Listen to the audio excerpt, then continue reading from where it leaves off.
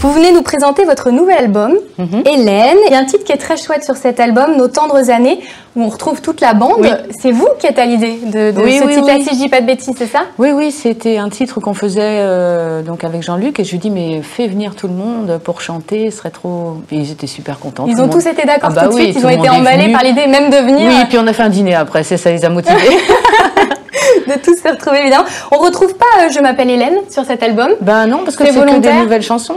À part Pour l'amour d'un garçon. Ouais, c'est vrai. Ça, c'est vraiment la série Hélène et les garçons. Voilà. Et on parle des mystères de l'amour aussi. Je l'ai dit, donc le coffret de la saison 11 va sortir le 21 juin prochain. Ça continue encore et encore. Vous voyez être dans cette série encore pour de longues années ou pas? Si on se projette un peu. Pourquoi pas? Pourquoi pas? C'est toujours pareil. Si les gens... ont envie de nous voir encore et si les gens regardent, on sera là. Vous n'en aviez pas forcément envie, donc apparemment, de cette célébrité. Quand ça vous est tombé dessus, comment vous avez réussi à la gérer? Vous ne pouviez certainement pas faire plein de choses qui étaient communes, quoi. Est-ce que vous avez un souvenir précis? Je sais pas, aller au cinéma, ça devait devenir compliqué.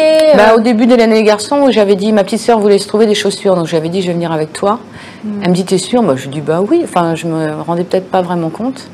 Et dans le magasin de chaussures, il y a eu un attroupement sur la vitrine et donc le gars nous avait fait sortir par les chemins. Voilà, et là je me suis dit oui, donc maintenant tu sors plus. À quel moment vous décidez de vous remettre en retrait vraiment de cette exposition médiatique? C'était après Bercy. Ouais. J'avais fait 8 soirs de suite Bercy, full. Et donc là je me suis dit à part refaire la même chose...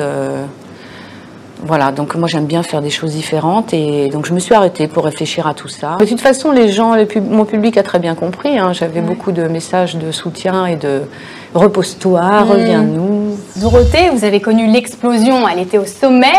Elle manque à la télévision ou pas selon vous? Parce qu'elle a vraiment inspiré un nouveau souffle quand elle est arrivée auprès des jeunes dans les années 90. Je trouve que quand le club Dorothée s'est arrêté, il n'y avait pas grand-chose pour les enfants après, quoi. Donc très très dommage que ce soit terminé. Moi je pense que c'était une erreur d'avoir arrêté le Club Dorothée, oui. Avez-vous déjà refusé une grosse somme d'argent? Oui. C'était pour des projets qui vous intéressaient pas? C'était pour un projet qui dérangeait ma mère, donc j'ai refusé à l'époque 12 millions de francs. C'est quoi ce projet?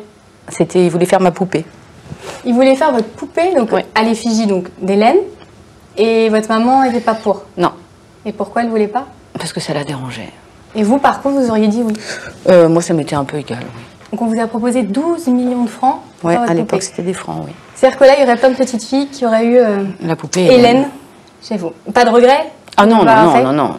Aucun regret. Aucun regret.